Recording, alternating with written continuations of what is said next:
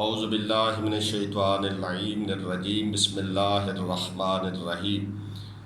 الحمدللہ رب العالمین الصلاۃ والسلام علی اشرف الانبیاء والمرسلین وآلہ الطیبین الطاہرین المعصومین ولعنۃ اللہ علی اعداء مجمعین اما بعد بسم اللہ الرحمن الرحیم۔ جیسا کہ میں نے پہلے عرض کیا کہ بی بی کی شہادت شام کے زندان کے اندر ہوئی تھی، اور اس کے بارے میں اہل سنت کے عالم دین ملا حسین وائز کاشفی اور ابن عصفور نے بھی اپنی مقاتل کے اندر اس کا ذکر کیا ہے، اور بھی بہت سارے علماء ہیں جنہوں نے اس کو بیان کیا ہے کہ حسین علیہ السلام کی ایک بیٹی تھی جس کا انتقال، جن کی شہادت شام کے زندان میں ہوئی ہے، اور ابھی زیارت گاہ خود بتا رہی ہے، خبر بتا رہی ہے کہ یہاں پہ کون بی بی شہید ہوئی ہے اور کون دفن ہوئی ہے۔ لہٰذا آج کل اس طرح کی باتیں کی جا رہی ہیں کہ بی بی کے کردار کے حوالے سے کہ بی بی کی ایج بہت زیادہ ہوئی، شام سے واپس مدینے آئیں، پھر بی بی نے نعوذ باللہ بہت ساری شادیاں کیں، اور شادیاں بھی ان لوگوں کے ساتھ منسوب کی جا رہی ہیں کہ جو کٹر قسم کے دشمن اہل بیت تھے۔ جس طریقے سے بیان کرنے والے نے نعوذ باللہ یہ بیان کیا کہ جناب سکینہ بنت الحسین کی شادی مصعب ابن زبیر کے ساتھ ہوئی، جو ان دشمنان اہل بیت میں سے ایک ہے کہ امیر مختار نے امام حسین علیہ السلام کے قاتلوں کو اور دشمنوں سے انتقام لے رہا تھا، ان کا بدلہ لے رہا تھا اور ان کو قتل کر رہا تھا۔ اس نے اسی امیر مختار کو قتل کیا۔ تھوڑی دیر کے لیے اگر تاریخ کو چھوڑ بھی دیا جائے تو کون ہے وہ بچی کہ جو ایسے ظالم کے ساتھ، جو خاندانی ظالم ہو، خاندانی دشمن ہو اہل بیت کا، اس کے ساتھ جو ہے وہ شادی کرے، اور وہ بھی جناب سکینہ بنت الحسین، جس کے حوالے سے خود رسول خدا کی حدیث موجود ہے کتب کے اندر کہ جناب جعفر اور جناب امیر المومنین کی اولاد کی طرف جناب رسول خدا نے دیکھ کے کہا کہ ہماری بیٹیاں ہمارے بیٹوں کے لیے ہیں، لہذا یہ ایک دوسرے کا کف ہیں، لہذا ان کی شادی ہم کسی اور میں نہیں کروائیں گے۔ تو جب رسول خدا کی یہ حدیث بھی موجود ہے،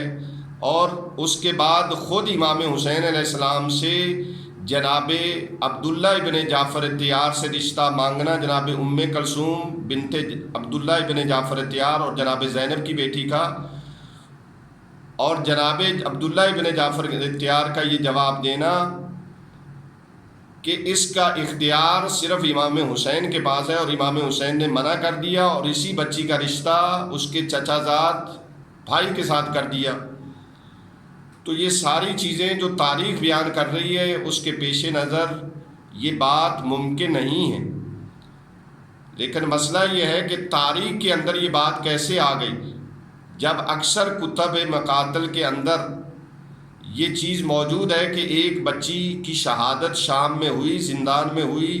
اس کے باوجود یہ بات کیسے آ گئی؟ تو اکثر کتب کے اندر بچی کا نام درج نہیں ہے، صرف اتنا ملتا ہے کہ امام حسین علیہ السلام کی ایک بیٹی کا انتقال ہوا تھا زندان کے اندر، لیکن اس کا نام نہیں ملتا۔ اس نام کا نہ ملنا اس وجہ سے لوگوں کو شک میں ڈال دیا۔ ظاہر ہے اس زمانے میں اہل بیت کے دشمن تاریخ لکھنے والے تھے، یزید کا زمانہ تھا، اس کے بعد اس کا فائدہ ابو الفرج اصفہانی نے اٹھایا، اور اس نے یہ سارے واقعات اپنی طرف سے گڑھ کے ساری چیزیں جناب سکینہ بنت الحسین کے ساتھ منسوب کر دیں کہ بی بی کی فلاں سے شادی ہوئی، پھر فلاں سے شادی ہوئی، تو پھر فلاں سے شادی ہوئی۔ ابو الفرج اصفہانی کے بارے میں جو اہل سنت برادران مضمون اس طرح کا لکھ رہے ہیں یا اپنی تقریروں میں اس طرح کی بات کر رہے ہیں، تو اپنے علماء کی باتیں پڑھ لیں۔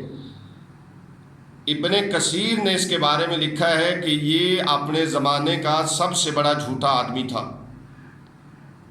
بنی امیہ کے آخری خلیفہ مروان بن حمار کا یہ خاص دربار میں آنے جانے والا تھا، لہذا اس نے اس کی خوشنودی کے لیے یہ عمل کیا کہ جھوٹی روایتیں اپنی کتاب کے اندر درج کر کے جناب سکینہ کے کردار کو مشکوک کیا اور مسخ کیا۔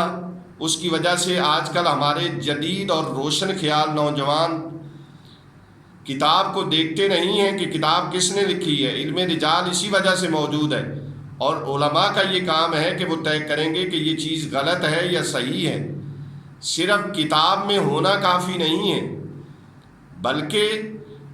یہ بھی دیکھنا ضروری ہے کہ آیا جو کتاب کے اندر آیا ہے وہ کسی صحیح بندے نے لکھا ہے یا غلط بندے نے لکھا ہے۔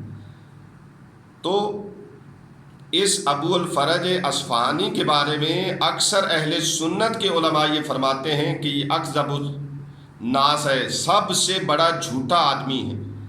تو جب اتنا جھوٹا آدمی ہے، اس نے اس طرح کی باتیں لکھی ہیں، تو اس کی باتوں پہ کیسے اعتبار کیا جا سکتا ہے؟ جہاں پہ ابن عصفور جیسا معتبر انسان اپنی مقاتل کے اندر جناب سکینہ کی شہادت لکھ رہا ہے کہ ان کی شام میں ہوئی ہے۔ جب شام میں شہادت ہو گئی تو مدینے کیسے پہنچ گئیں، اور وہاں پہ ان کا یہ سارا جو چیپٹر اس نے کھولا ہے اور یہ سارا کردار مسخ کیا ہے، یہ کیسے ممکن ہے؟ وآخر دعوانا ان الحمد للہ رب العالمین۔